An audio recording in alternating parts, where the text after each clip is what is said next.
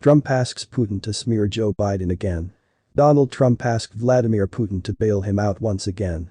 In a new interview with right-wing pseudo-journalist John Solomon, Trump claimed President Biden received millions of dollars from a Russian and that his friend Vlad would get to the bottom of it. This is not exactly a paradigm-shattering event in terms of understanding Donald Trump, but it does draw out a few important points about the former president and his current role in the political ecosystem. Trump is claiming that the wife of a former Moscow mayor gave the Bidens $3.5 million. The source of this allegation is a report from his ally, Ron Johnson, a right-wing conspiracy buff who holds a seat in the U.S. Senate. Johnson released a report in 2020, alleging that Elena Baturina, the former mayor's wife, hired a firm called Rosemont Seneca Thornton, linking that to Hunter Biden, who founded a firm with a similar name, Rosemont Seneca. Hunter Biden is definitely a major sleazeball, and it's possible his efforts to cash in on his family name included this deal. However, Hunter Biden's lawyer has denied both that he received the money and even that he is linked to Rosemont Seneca Thornton, so the allegation about the president's son is at best completely unsubstantiated. Trump is going farther, alleging not only that Hunter Biden did get this money, but that his father did, too.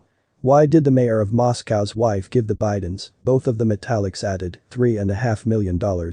He asked Solomon. The allegation that Joe Biden somehow got paid off is not even made by Johnson's wild report, and Trump simply threw it in there.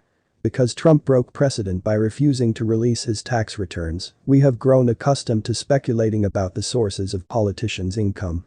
But Joe Biden has released his tax returns, so we know the sources of his income. Now, it is theoretically possible he is taking payments under the table and not reporting them on his tax returns, but this would require him to have engaged in truly serious financial crimes, for which there is not a shred of evidence. But Trump is ironically able to float such possibilities about his rivals because he personally normalized the idea that a president might be taking secret bribes the public doesn't know about. One lesson Trump drew from his two campaigns is that allegations don't have to be substantiated in order to be effective. The media will generally amplify charges that are unproven or even disproven. Trump spent 2016 floating all sorts of wild claims about Hillary Clinton, many centering on the idea that her State Department emails contained horrible revelations. The mainstream media's coverage of those allegations helped spread the idea that her emails represented a major scandal.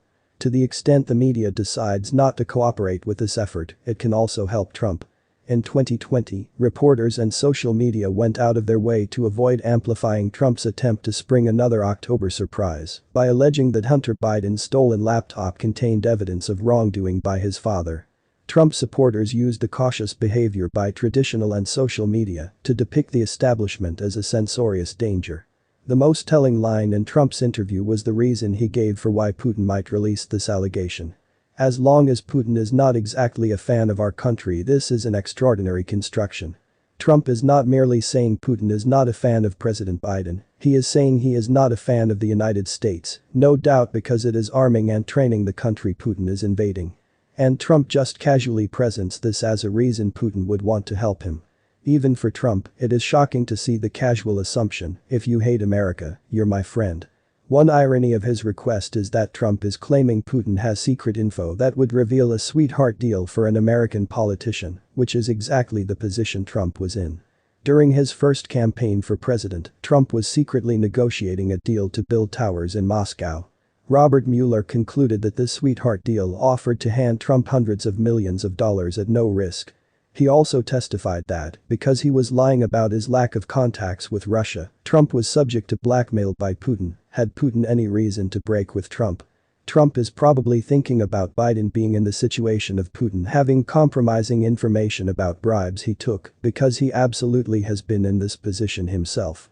After every Senate Republican except Mitt Romney voted to acquit Trump in his first impeachment, Susan Collins said he had learned a pretty big lesson and would be much more cautious in the future. That scandal was not exactly the same thing. Trump was abusing his power as president to smear. So guys, we have come to an end of this news session. Thanks for watching and please do well to like and subscribe for more updates. Until next time, goodbye for now.